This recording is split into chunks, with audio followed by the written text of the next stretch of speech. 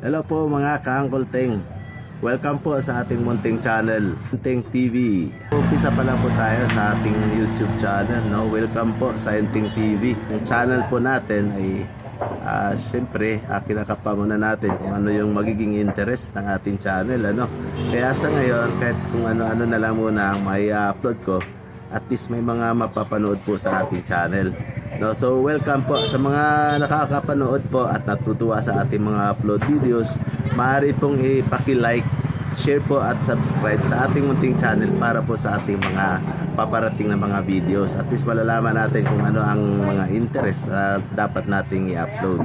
So ito na nga, laman po ng ating channel ay minsan ay tungkol sa politika, minsan naman ay tungkol po sa sports, at minsan ay siyempre yung mga buhay-buhay natin, no? So welcome to Teng TV. Sa ngayon may papakita po ko sa inyo, kasi minsan tinatanong bakit daw ang Pilipinas ay napakaraming player ng billiard. Kahit mga babata pa, 10 years old, 12 years old pataas, ang dami talagang player na ang quality naman ay pang world champion. So papakita ko sa inyo bakit. Kasi sa Pilipinas ay libre lamang po yung laro. Tsaka pinagbibigyan po talaga ang mga bata na maglaro na hindi sila ginugulo ng mga mas nakakatanda sa kanila. Kaya ito panoorin natin mga angkol.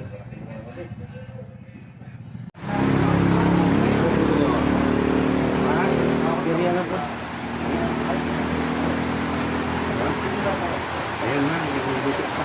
Maraming period magbubutok. Bravo dito. Parang kata na rin.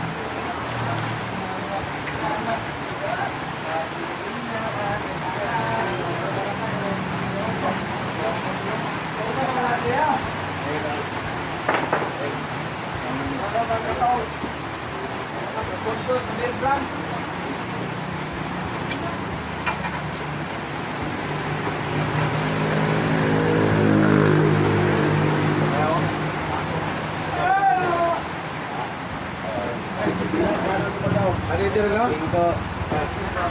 Ini. Ano na?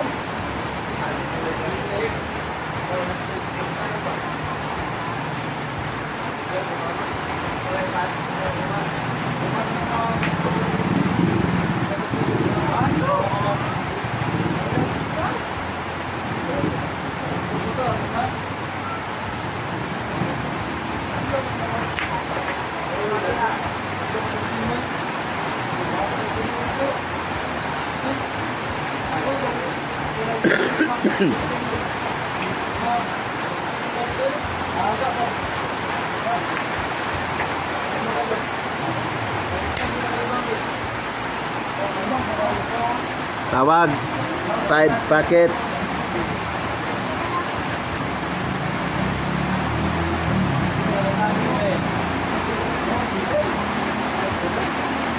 Relax yun.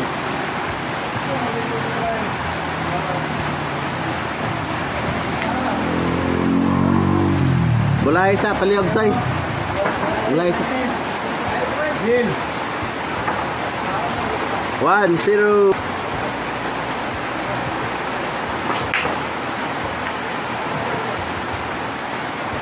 Paluan.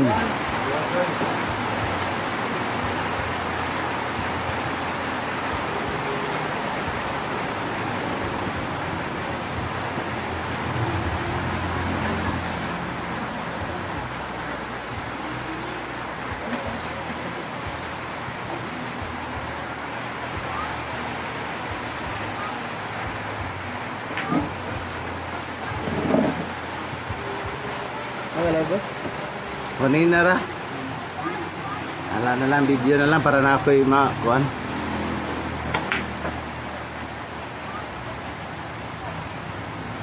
Okay, tuloy. Maluwan na tuloy. Ako ng magit. Maluwan na siya.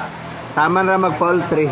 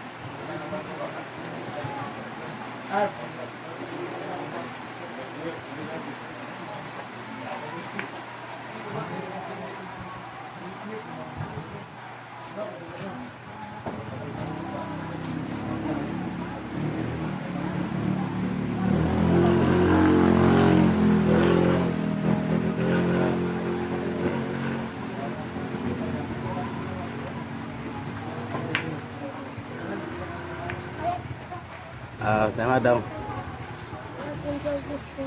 Pinyog biscuit. Ha?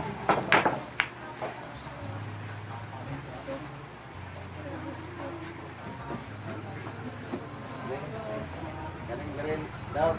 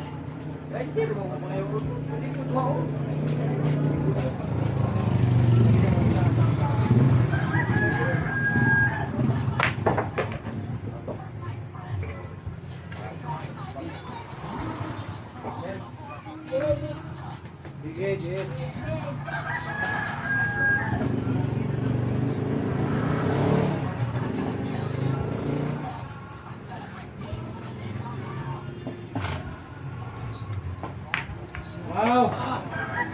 Okay. All one.